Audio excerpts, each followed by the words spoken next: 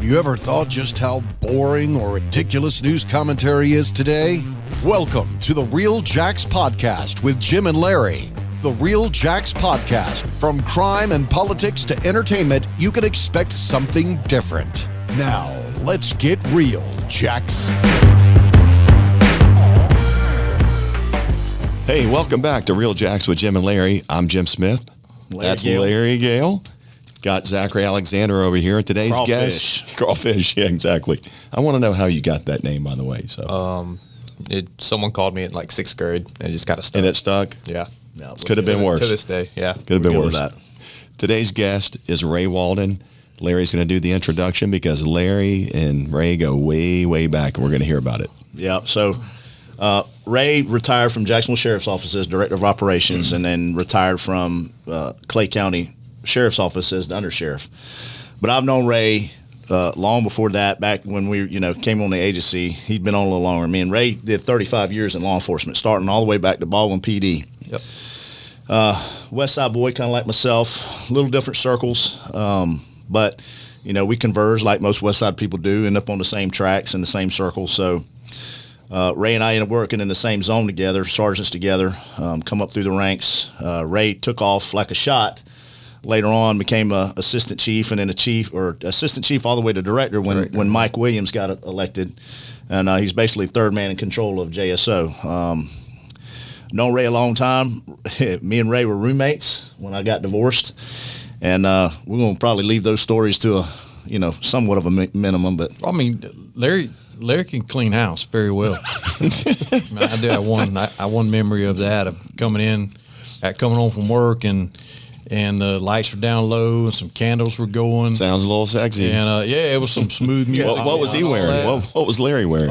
A pair of shorts and a smile. And he comes. His house smelled good. I'm like, man, it's nice. But then he sprawls out on the carpet and said, "Bro, crack my back. I'm out to rub my back." Like, you need to get up, put some clothes on, man, and get away from me. Go on. Hey, do we need to put the explicit on this episode here? No, we're not going to go that far.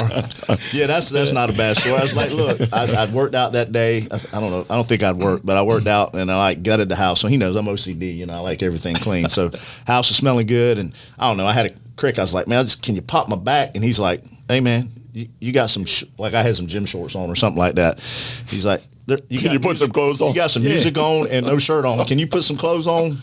Yeah. Oh boy. And there's a lot of stories. There's a few stories that we won't share those today. We already had a discussion about that coming in. But we had a good time. Good thing they had that don't ask, don't tell policy for all those years. Yeah. May have had people showing up at our house a few times, kind of raising the roof, but it was a good time. It was a good time.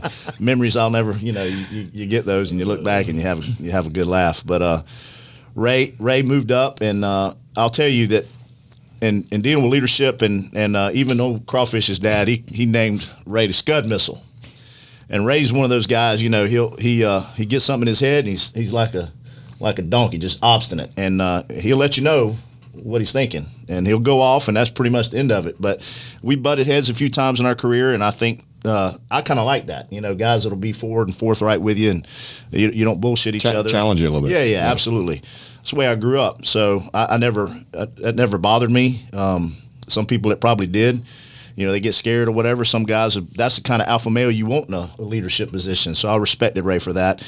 And I'll tell you, he cared about a lot of things. I'll give you a specific example. So when Mike got elected, and I can probably thank him for personally getting appointed to assistant chief, but he was really focused on manpower allocation, which I don't think a lot of people in JSO were at the time, and even now. He realized in being in patrol that, patrol was the backbone, and if you were running numbers that were so high, your violent crime and your property crime were so high, your fielded unit analysis was low, those things affected how efficient you could provide customer service. So Ray, I remember one zone said they already had 2 bike squads, so they wanted a third one. He said, well, if you got enough people for an extra bike squad, you obviously have too many people. Now, he's over the whole patrol division and everything. He says, I'm going to take those 8 or 10 people, whatever, and I'm going to shift them to Zone 4, which was the busiest zone, still is the busiest zone by far in the entire agency. you never even heard of something like that when that happened. And he gained, when he did that, he gained so much respect because no one, it just was, there was no mechanism and there was no focus on, hey, look, we need to shift some resources to make this area of our agency more efficient. He did that. So he's always had that mindset, and he's always trying to improve. We have conversations. He went to Clay County, and you evolve as a leader. And Ray's done a good job of evolving and looking at his mindset and the way he provides leadership and the way agencies provide customer service. So I want him to talk about himself and where he came from, and then I don't need to read his bio. Ray can tell you pretty much his past, and then we'll kind of get into today's series, which starts a series. Actually, it's three episodes involving this, and then we'll have a fourth that have a little bit of that, but it's going to be a leadership series. So we're going to get Ray to kind of talk about that, and we got a guy coming in later. We're going to have a phone-in interview with a guy named Dean Crisp. He's going to talk about that. He also went through a Disney training, which kind of caught some limelight in the media, which was bullshit, but he's going to talk about how it affected, how he looked at customer service involving, public service agencies like any kind of law enforcement agency. So we're going to get into that a little bit, and we're just going to let the conversation flow. Maybe ask you a few more questions and get his input on things and see how that goes. So Ray, go ahead and tell us where you came from briefly, and then kind of where you've been and how those leadership roles affected you, and then how it evolved over time. Okay, so I started out at Baldwin PD out in the town of Baldwin, which they don't even have a police department anymore. Back then, it was me, a sergeant, an assistant chief, and a chief, all four of us. And so you actually, at night, which 90% of the time I called diverter duty, we wouldn't have a midnight shift, and they had a machine that programmed the agency's number to your house. I used to get diverter duty a lot, so you get woke up in the middle of the night, and you were an Army of one. I talking about some scary times going out there as a young man, because I was 19 years old when I started there. Wow. And going out in the middle of the night, and there was nobody to call on the radio because nobody was there. You had to figure it out. You learn how to talk to people. Mm-hmm. You learn how to act. So, because it's a lot easier to talk to people and have some kind of consensus it is to fight and roll around the ditch with them. But so after probably about close to a year and a half, I went to JSO. I actually, at the time, worked in corrections. I had to go to corrections first, and then about a year later went to the street. And, like I say, worked through the ranks, made sergeant, lieutenant, got appointed as assistant chief.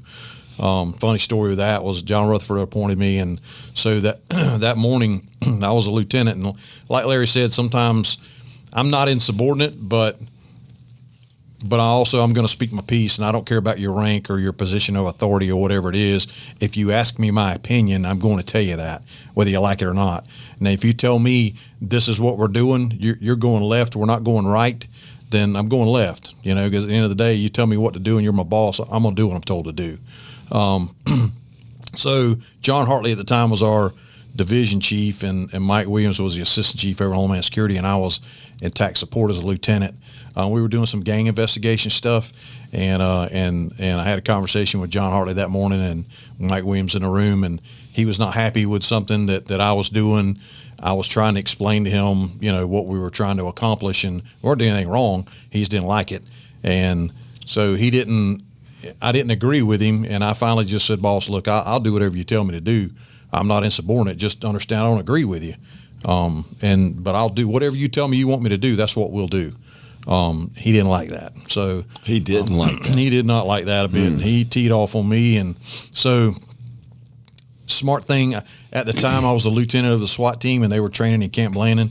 So I told Mike Williams, said, hey, I'm going to Camp Blandon. If y'all need me to call me, I'm going to get out of here, because I think I may have made him mad, and I don't want to get back in the crosshair. So I went to Camp Blandon that day, down there all day long, out in the sun all day and everything, wearing a T-shirt and a pair of BDUs and a ball cap. And so I'm coming back home that afternoon. It's right 5 o'clock, and John Hartley calls me. Now let me go back to this. John Hartley, great guy, great leader.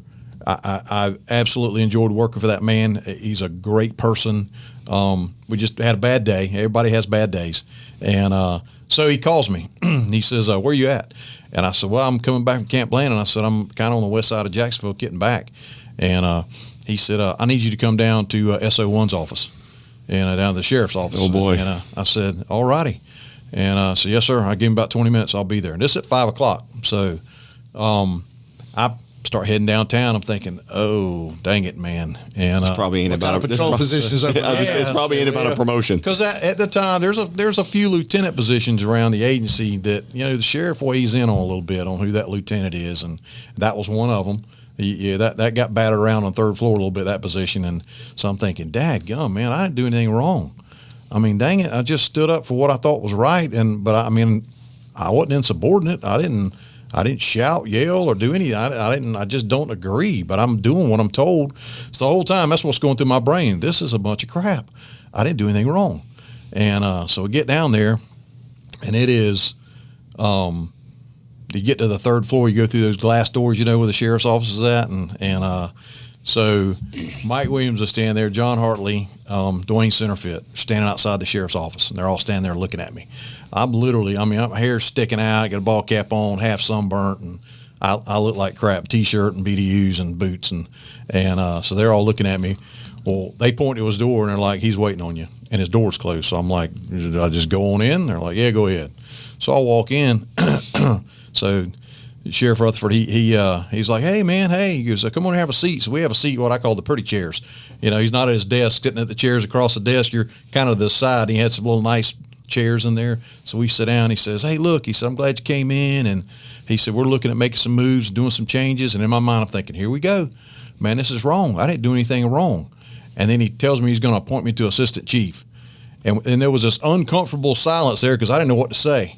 Because I'm getting ready to defend myself, and he just promoted me, and I'm thinking, you had your dukes up ready to fight. Yeah, and I'm like, I should be saying thank you. And so anyhow, that's how that story went. So then I got appointed to assistant chief. Bounced around. I was zone commander, zone 4 for a while. I was Homeland Security for a long time. Did a little stint in services for about a year or so. Of course, then fast forward, Mike Williams gets elected, and then I became the director of patrol and enforcement, so SO3, and finished out that position when I retired. So, and then I moved into. Go ahead. I'm sorry. Do you think you standing your ground that day had an influence on, even though you didn't think it went so well that day? Do you think he went in there and said, this guy will speak his mind. You really need him on the appointed team. So I had worked for John Hartley for several years, and he was my assistant chief, and I was a lieutenant, and then. And he got promoted to division chief, and I was still a lieutenant, and I moved to a different unit. But he and I had a very good relationship. I don't want to put it off like he and I fought and all. It was just that one day.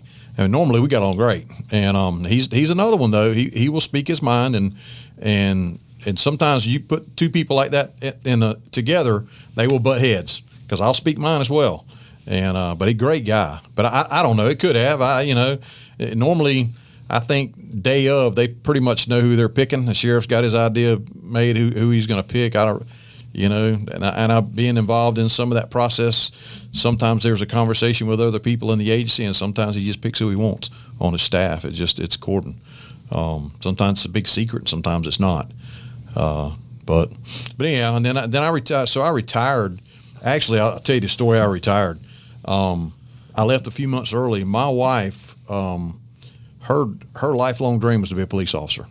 She never, and let me say, she's my second wife. So she'd been divorced and I'd been divorced. We both had adult kids at the time, and I had kids, she had kids. She'd always wanted to be a police officer. It was her dream. It didn't work out for her in her first marriage. She moved on with life, raising children and doing other things. So finally I just told her, I said, well, why don't you join the reserves and be in the Reserve Academy? And she's like, well, what is that? I said, that's basically a volunteer police officer. You go to the academy, you get certified and do all that. So she went through the whole process. She was in the academy doing that. And her parents both had some health issues. Her dad winds up in the hospital. The timing of it was the day before I was down at the pension office. I was getting close to retirement. I need to go over there and kind of look at those numbers. And I had no idea, really. And I said, well, make sure everything's squared away here. I'm getting close. I'm within a few months.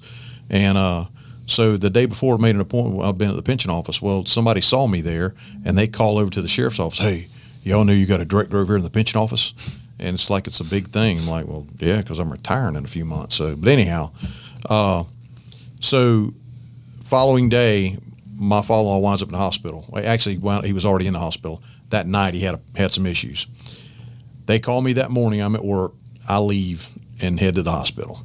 I walk in the door at the hospital, and the doctor is talking to my mother-in-law saying, what are your expectations? It's my expectation for him to get well, get better, get up and walk out of this hospital. And he said, I don't think that's going to happen. I said, that's bad. So knowing that my wife had already missed a day at the academy, knowing that this is her lifelong dream, I walk out of the room. I call City Hall about some benefit stuff, call the pension office about a few things. Then my next call is to I didn't call him. He called me, Mike Williams, who was a sheriff at the time, just checking on my father-in-law, how things are going. And I said, hey, you going to be around in the morning? I need to talk to you. And he said, yeah. So I made my mind up. I was fixing to give my 2 weeks notice and I was going to retire. I told my wife, I said, listen, I'm fixing to run my leave out and retire. I need you to finish this academy, and you can't do that. You can't keep missing class, trying to take care of your parents. Let me worry about them and take care of whatever needs to be done. You finish the academy. She didn't want me to leave early. I said, listen, I've been in this for a long time. If I don't do it another day, I'm good. You're trying to pursue your dream. Go be all you want to be. Let me do this. And then after the first of the year, when you graduated the academy, I can go do whatever I want to do. And so that's why I retired a little bit early and left, because of that. Had absolutely nothing to do with the campaign going on with Darrell Daniels in Clay County. Because you loved your wife. I did. And it had nothing to do with it because I had no plans of going down there and going to work Clay County. I wasn't even involved really in his campaign. So one thing led to another. I retire. He wins the election. He calls me and says, hey, can you help me out with transition? He said, you've done one before and I haven't, and I don't have anybody that has. And so when Mike Williams, won the election, you have a transition team and you do a transition of the new administration coming in. Well, I was heavily involved in that and learned a lot of things. I'd never done one before then. So I said, sure, man, I'll come down and help, man. I don't have a job now. I got plenty of time. So, I'd go there because the big thing was she was going to the academy in the evenings. So during the day, I'm wide open. She's around the house and doing whatever, and I just need to be around in the evenings taking care of anything that might pop up with her parents. So I wound up going down there, helping him out with transition, and next thing I know, he offers me the job to be the undersheriff. So I kind of had a plan of doing something else, but then I said, that's what we'll do. So I went down there. After learning, going down there in transition team, meeting some of the people in the agency, seeing what was going on in the agency, seeing kind of what his plans were and what he wanted to do. So, man, that place was ripe for a change and a good change. And I said, I want to be part of that. So that's really how that all happened. Had you not left early to help your wife out, that opportunity may not have come up for you. Oh, you're right. It may not have. It's sometimes things just work out, the way they're supposed to. Yeah. That was pretty cool. But and we talk about the ranks and progressing and all, but I look at leadership a little differently in that. It's not so much attaining a rank, because it doesn't take a rank or a position of authority to be a leader. Being a leader is about you changing and taking that leader. Hear people talk about leadership saying it's a journey, not a destination, because you never get there. As a leader, you never arrive and you're the all-knowing. Listen, that leadership is a lifelong journey. And it's about constantly improving. And along the way, you're going to make mistakes, and you're going to make bad decisions, and you're going to do things that are wrong. You're going to make people mad, but you're going to make some people happy. But at the end of the day, it's about improving yourself and moving forward and having some vision and things like that. And there's a lot to the leadership thing. And I had a great leadership journey. I made a lot of mistakes along the way. I made a lot of people mad along the way. And that's okay. I mean, because Larry's been mad at me before. I've been mad with Larry, but that's something that in my opinion, I forgot these two, so we got to get through those. But in leadership, at least with men today, my opinion is they're too soft when it comes to their feelings, or they hold grudges, which is something they never have. I mean, I've fist fought half of my damn friends. Does that mean we have to fist fight soon? No, I've matured a lot since then, Jim. I've matured a lot for the most part. Okay.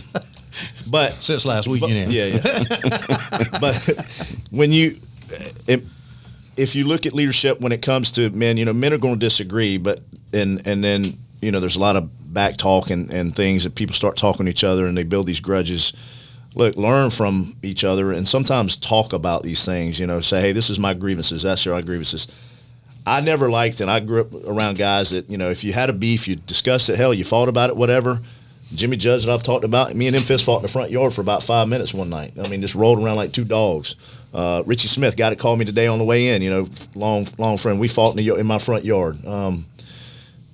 Sometimes that happens, men disagree. And that wasn't a mature way to probably handle things. I was a lot younger then, but you're still going to have disagreements. And Ray was like that. I mean, when he developed relationships with somebody, he'd defend them to his death. We could butt heads, but I knew at the end of the day, and even throughout, changes that occurred in my career, Ray was very defensive, and understood and would have talks with you. And you see him evolve, and he got to be a really, really solid, strong leader. And you are going to piss people off sometimes, and that's not always your intent. But you also learn nuances to how to mitigate those as you grow in leadership. That's part of the journey of leadership, is to be able to have a more effective style of leadership. And I tried to grow. I know Ray grew. So that's some of the things he did. And he's told me, he's talked about some training, and we're going to talk about Dean Crystal on the next episode. Ray will be here with us. In fact, I think he's going to sit right. He'll probably sit over there. And when Teddy Colgate, we'll have Major Colgate come back in and kind of talk about that style of leadership and what he's seen on that end. And then Bernie De La Ronda later on, in another episode to talk about that. But he went through some training, and Ray he's trained all over. He's been SWAT. He was involved with SWAT and negotiators for years, and narcotics, and he's been I'm sure classes out the wazoo. Oh yeah.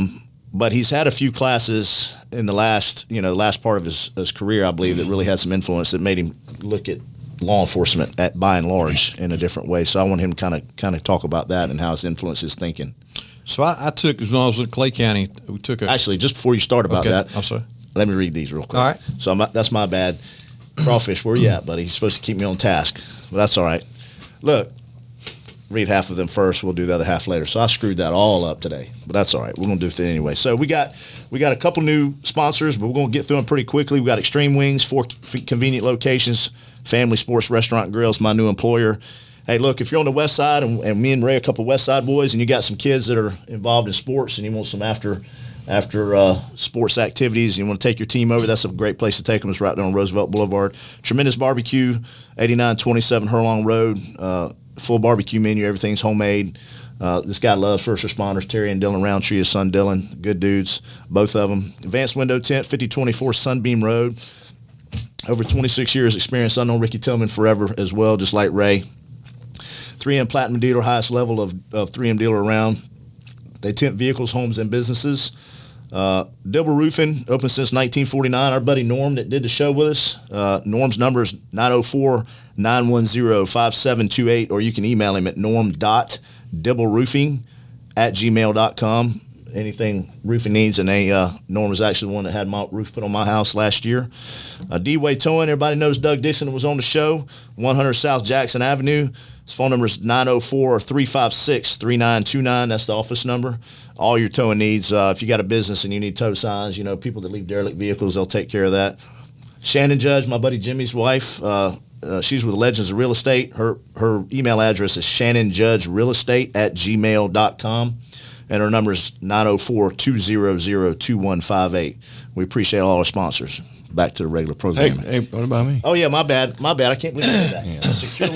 Secure One Protection Services. Go ahead and give them a plug. Secure One Protection Services, your number one choice for protection since 1986. We've got the same phone number since 1986, 356-1111.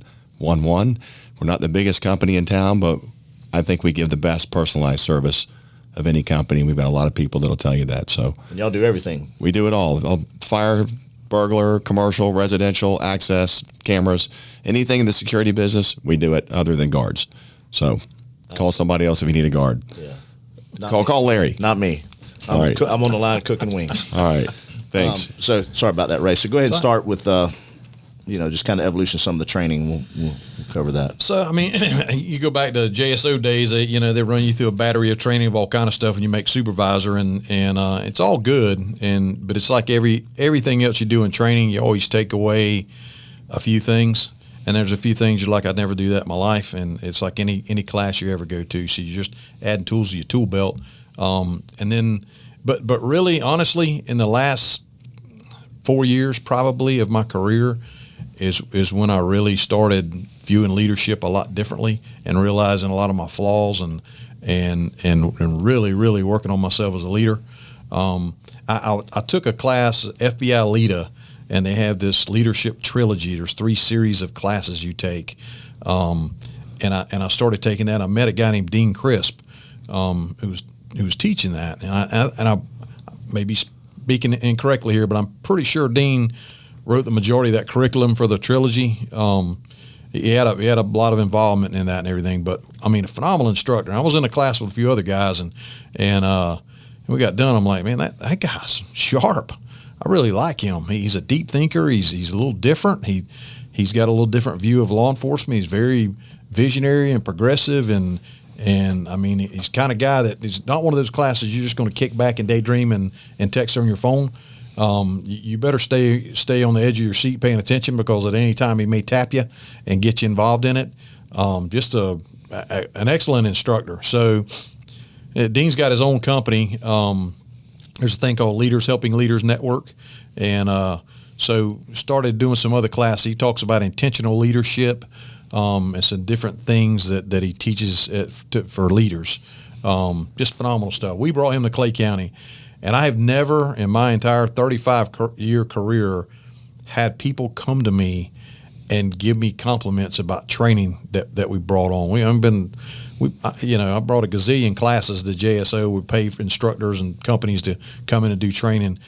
I had people down there like thanking me for that class. One of the best things ever happened to them, and some of the best training they've ever been to. So we invested a little bit of money and letting Dean bring some of that training. And we sent people, but you'll find when you start talking about, you get to that level, it's all dollars and cents. It's cheaper to bring an instructor and send a bunch of people to a class locally than it is to send them off and pay them per diem, hotel rooms and everything else down the road. And so we try to do more of that, to be frugal with the money, make it go a little further. But anyhow, that's how I met Dean. And we just kind of became friends, and he's a little bit of a mentor to me. And we still stay in contact here and there, texting and calling, and even though I'm kind of out of the business, and the only thing I'm leading is a lawnmower right now, so around my yard. For you. So yeah, but we've got a call-in show with Dean coming up soon, right? Okay, good. But that's really what started, and so the position as an undersheriff. I don't want to say a sheriff doesn't run their agency. A sheriff does. But the sheriff's involved in a lot of things outside of the agency. There's a political thing. That's a person. Any elected official gets pulled in about 20 different directions. Your undersheriff and your staff runs the day-to-day operation of the agency. And so that was one of the big things we looked at in Clay. Was when I was there, we wanted to improve.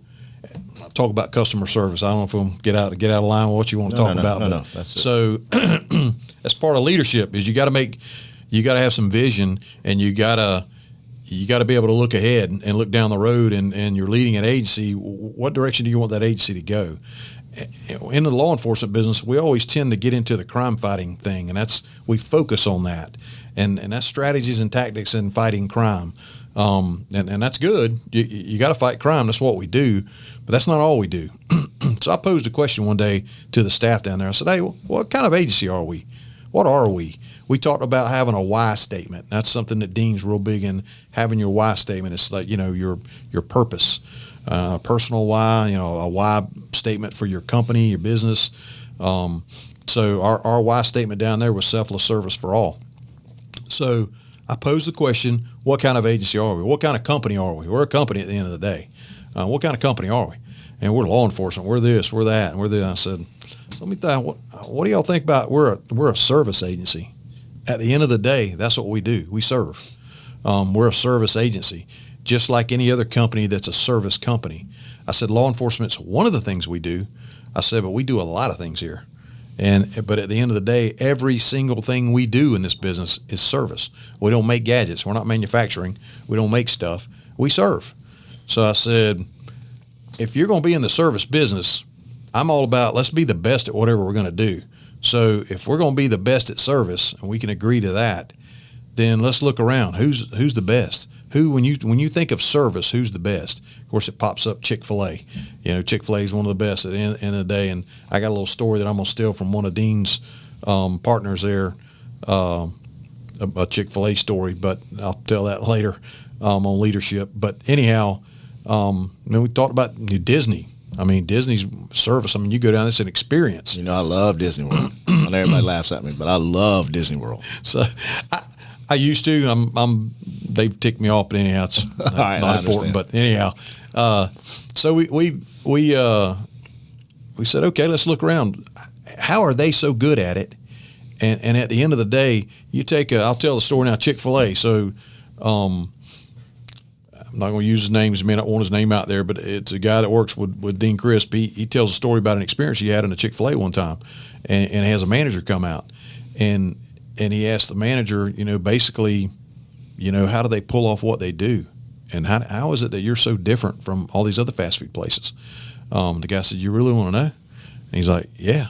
And he said, because at the end of the day, he said, we want to be like inspirational and transformational and not just have an exchange. Like, do what? Bro, you sell chicken sandwiches and chicken nuggets. I mean, you kidding me? Too, yeah, they're really good. But I mean, at the end of the day, you're going to be inspirational and transformational and all that. And if you can, so my conversation with the staff at the time I'm talking about, I said, let me tell you something. We impact people's lives in law enforcement. Man, we truly impact people's lives. Every day we do it. If a guy selling chicken sandwiches can be inspirational and transformational, I can assure you we can in the law enforcement business. There's no way. How can we not? So if they're so great at creating an experience with somebody, coming in and having a meal, Walt Disney is great at creating an experience going to one of their theme parks, and everything they do. They're experts at it. They are. They're phenomenal. 60-something years. Yeah. So I said, if they're so good at it, how is it that have a company, we'll gripe about how expensive it is, but dadgummit, we'll go 5 times a year and spend a paycheck down there. Yeah. They're doing something. So I said, how can we do that as a law enforcement agency? And I said, let's look around for training. Well, it just so happens that Disney has a class they put on. Now, it's not cheap, but they put on a class. They got a 1-day class and a 1-week class. The 1-week class is crazy expensive and would probably be great to go to, but just wasn't within our budget. So we went to the 1-day class. 3 of us, me and 2 other guys, went down there and said, let's go check out this 1-day quality customer service class. It was phenomenal. So we wound up sending about 12 people down there. And it's not cheap because even the 1-day class was cheap, but it was great training. So they have this thing called Keys to Customer Service. So I said, okay, we all went down there and got the class. We'll come back. How do we do that for us as a law enforcement agency? How do we become the Chick-fil-A of law enforcement at the end of the day? We're creating experiences for people every time we interact with them. So at the end of the day, do you not want it to be a quality experience? I mean, even if you got to write somebody a citation or put somebody in jail, it can be a quality experience. It doesn't have to be nasty and confrontational. I mean, think about it. 99.9% of the time when you arrest somebody, put them in jail, they do exactly what you told them to do. Right. Mm-hmm. And you don't have to be nasty to them. I would always be very respectul. Exactly to it. Yes, sir. No, sir. Can I call your mother or whatever? Exactly it. And that's created. As long as they were nice, I was equally as nice or nicer. Exactly. Yeah. So that's where all that started. And of course, I got a lot of criticism on spending a lot of money down at Disney World and going down there having a vacation. And let me tell you something about their class. When they say they start at whatever time it was, 7:45, they start at 7:45. They have 2 instructors that literally, as one of them is finishing up, walking off in front of the room, the other one's walking up and starting their part. When they say they take a break that's 12 minutes, it is 12 minutes. They take you on a trip inside the theme park. It's to do a project, a class project. You're timed and you have to be back. Everything they do is on a tight schedule, and I think we left at 5:30 that afternoon. Extremely structured. Oh, very structured. Now they provide your meals and stuff. You eat lunch right in the room, but when you leave, basically go on a break, and when they have a short break, and they do short breaks, not long breaks. It's not like police training where you get that 30-minute break. That doesn't happen. An hour and a half, 2 so, hours. Yeah, you get about 10 minutes. You better run to the potty and make it happen and come back. And when you come back in the room, lunch is ready, and you get your lunch. You sit down. When they say that lunch is over at this time, it's very structured. It's phenomenal training. They dump a lot into you. It's great training. So anyhow, we come back, and then we roll out. They have keys to customer service is what they do. So we developed keys to customer service for law enforcement, and just made them apply to the law enforcement business. And that's really where the customer service. Now, a lot of criticism, a lot of noise from the peanut gallery, but I'm one of those folks too. At the end of the day, I ignore that, because if you're going to be a leader, listen. If you're going to listen to all the naysayers and worry about that, man, you're never going to move forward. You put your plan together and move forward with your plan, and stay focused on that. And as a leader in an agency, that was really the thing I did with our folks, is just, hey, let's stay focused on what we're doing. Don't worry about all that nonsense. That's because that's what that is. That's nonsense. That's a distraction to what we're trying to do, and we're trying to do good things. So stay focused and keep moving forward. Achieve the goal. Exactly it. So, but Larry and I had a conversation here. I oversimplify things sometimes, and I oversimplify leadership a little bit at times.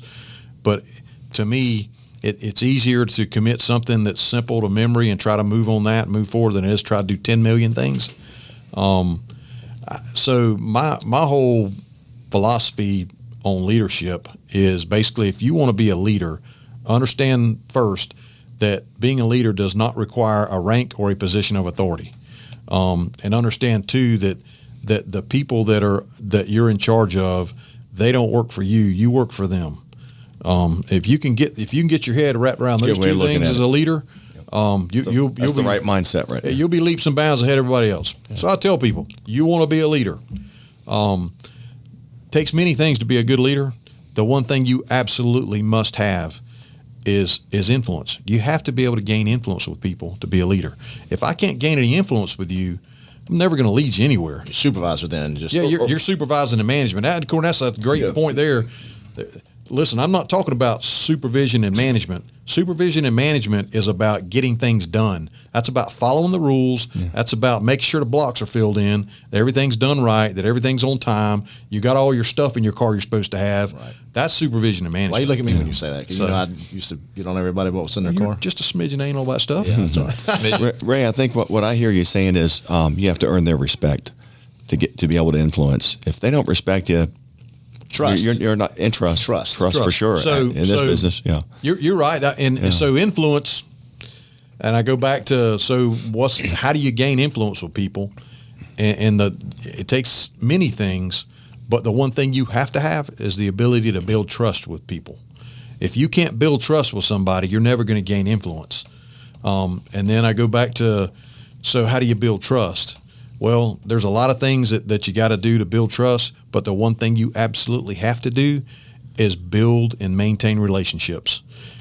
You have to build and maintain relationships with people to build trust, to gain influence, to be a leader. So then I tell leaders at the end of the day, if you'll do nothing but try to work on building and maintaining relationships with people, man, you'll move tenfold forward. In your leadership growth, because you'll be focusing on them and not you. And at the end of the day, that's what a good leader does. It's not about me. And you can move mountains with those people. You can, exactly. We didn't have benefit of hindsight when we were younger. Oh man, I've told a lot of different people. I've said it a million times. Some of the training I got in the last several years of my career, I wish I'd have had it 25 years ago. I wish I'd have had that when I was a sergeant. And I wish I'd have had it before I was a sergeant. It's definitely evolved. Relationships, I always say there's two kind of leaders in the world. It's the only quote I got, really, that you can attach Larry Gale to. Two kind of leaders in the world. The ones you're scared of and the ones you're scared to disappoint. Be the latter. Because if you're scared to disappoint, you've done those things. You've built that relationship with them, and you've built that trust. So they don't want to disappoint you. And there was people that I worked for that I didn't want to disappoint. And I want them to know, how I work. The guy I work for now, I want to make sure he knows that I'm putting in, a hard day's work, that I'm thinking outside the box, and I'm doing whatever he needs done. You don't want to let him down. No. Yeah. And that's the way leadership should go across the board. So, and relationships, sometimes I should have probably expanded my relationships and maybe not piss some people off, but that happens sometimes. You look at it and probably could have worked the nuances a little bit. It's impossible, though. Yeah, no, you're probably right. It's to a degree, but as you grow, he talks about customer service. I said it before, the 3 Ps. Be professional at all times. Be patient as much as you can. Be polite till you don't have to be. That's where the people outside, that don't really know you, because you want to build that kind of experience. Because he's right. Sometimes that one time that somebody calls the police may be the only time they ever have an interaction with law enforcement, and you want to leave them with a customer service interaction that's positive. So, he's right. And it's not, some of these people, the customer's always right. No, the customer's not always right. Yeah. Sometimes customer service and law enforcement is getting an ass whooped or exactly. Shot at. So Daryl Daniels was sheriff at Clay, because I used to make jokes about it, but I did. I talked to folks. You got to be careful talking to law enforcement folks about they don't want to be warm and fuzzy. They want to go out and enforce the law, and that's I get that. But a lot of egos, a lot of A-type personalities in this business, and you got to be very careful when you start talking about that. So I tell people, listen, we're a service organization, understanding that ass whippings and killings are services we provide. And we train for that, and we should be very good at that. And I get that. And there are times when it reaches that level that I fully expect, that you do that. It's still a full contact sport. It still is. And if everybody just complied and did what they were supposed to do, heck, we wouldn't have a job. Yeah. But at the end of the day, those kind of things are going to happen. But now there's a right way and a wrong way of doing it too.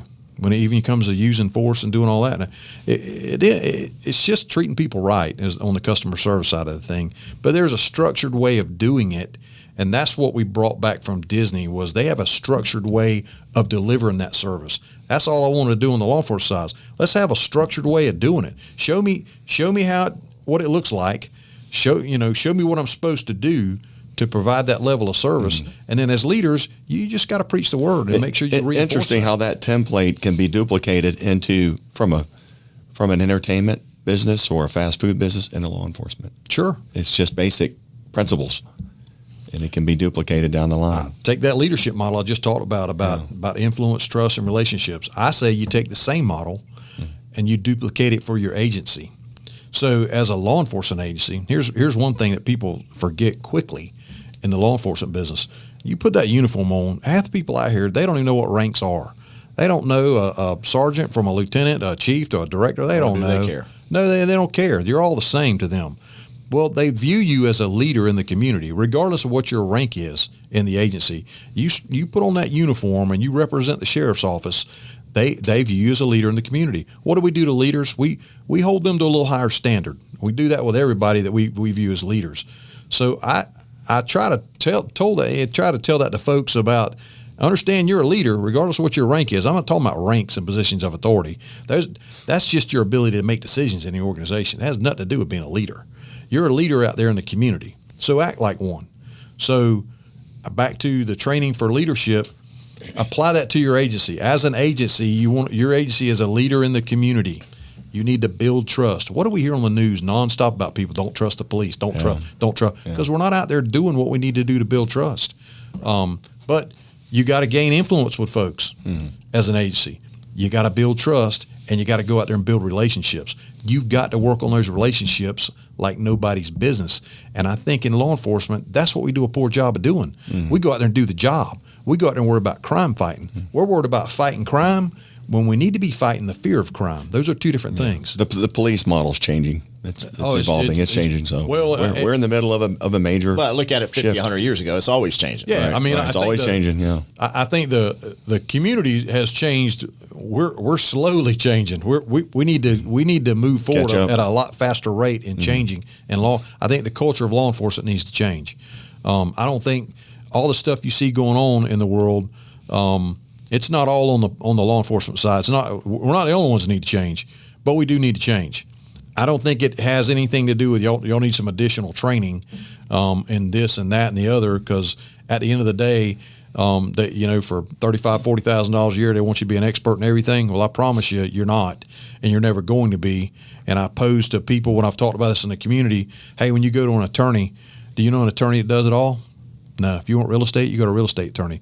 If you want criminal defense, you go to a criminal guy. If you want to get a divorce, you go to a divorce attorney. They specialize. What about your doctor?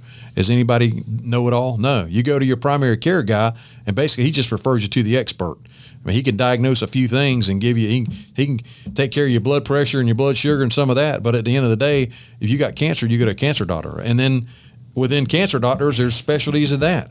So why would it not be that way for law enforcement? They want us to be the expert in everything, right, and never make a mistake. Right, never. It's just not. So we're set up for failure. One of the toughest jobs on the planet. People just you don't know it until you do it. Yeah, absolutely agree. Now, yeah. But it's back. Those are challenges that leaders have to take, mm-hmm, and law enforcement agencies. Law enforcement's not going away as much as people keep talking about. It's not going away. It's going to change. Yeah. And now the thing for leaders is, how is it going to change? So if you better be on the front of that as a leader of an agency, and you better have some input on how that's going to change. Mm-hmm. Listen to the community, and I think at the end of the day, changing the culture of law enforcement, getting it more service oriented, and doing, that's something that really needs to change. I think we need to do a better job as agencies building relationships in communities. So Ray, what you're saying makes a lot of sense, and you've obviously got a lot of experience. Are you done in your career, or do you see yourself being able to share some of that knowledge in your concept of how law enforcement needs to be moving forward? You going to be out there sharing that? And I'm done as far as working in law enforcement. I did 35 years, man. That's enough. And I'm not talking about toting a gun, but you're coming on the show here and you're sharing some of your knowledge. You got any other plans to get out there and get into some of the academies or anywhere and kind of help? I would like to portray some of that knowledge. I haven't really formally created any kind of curriculum to teach stuff. I'd love to. I enjoy doing it. I did a little at JSO, and I did a lot at Clay, going to in-service training and different things, just teaching blocks of training and different stuff. And then at the end of the day, as a leader in the agency, that's what you got to do. You have to be the person that says, when you talk about customer service, they need to hear it from the leaders in the organization of what that is and what we're doing, and talk to folks. I did a lot of that. Man, I did a lot of my job there was going and talking to folks in the agency, keeping them plugged in, giving them the vision. You got to sell the vision. It's really, I mean, at the end of the day, vision. Yep. And I say selling it. You got to give them information to help them understand the vision and why you're going where you're going. Give them the why. You got a whole bunch of people under you looking up at you, going, "What do you want us to do? How do y'all want us to do this?" Right. And there are a lot of them are a lot younger than you. So they need that guidance. In the next one too. Yeah. And you can't go hide in an office and expect them to come to you, because that's not going to happen. You got to get out there. And I've seen some agencies. Some of them are much smaller, where the leaders never left their office. Yep. They ran everything from the office. They watched things on some small agencies, but they cut off contact with their people. You hit where they run things. Listen, they think they're running things. They thought they were running things. No, they're getting run around is what they're doing. So, yeah. All right, we need to wrap up here? Yeah, we're gonna wrap up this, because we got the next episode. Ray's going to be here. We're going to talk to Dean Crisp. We're going to do a call-in interview. We're going to use my phone. So we need to move on to that. We got carried away today. That's all right. Man, that was a good carry away. That was pretty intense. I like that. So we're going to, what he's talked about, we're going to talk about what Dean and them do. He's going to give him a plug. He's written a book. So we're going to move on to that. We're going to close out for today. Okay. That was Ray Walden, former director at the Jacksonville Sheriff's Office, number 3, SO3 as we would call him. Also, Clay County Undersheriff, SO2. Yeah. Quite a leader there. And Baldwin PD extraordinaire. Very impressive. Yeah. And the man started as the only patrolman on the street in Baldwin. Right. Very impressive. So, hey, thanks for coming today, or thanks for listening, rather. And thanks for watching. That's Real Jacks with Jim and Larry. We'll see you next time.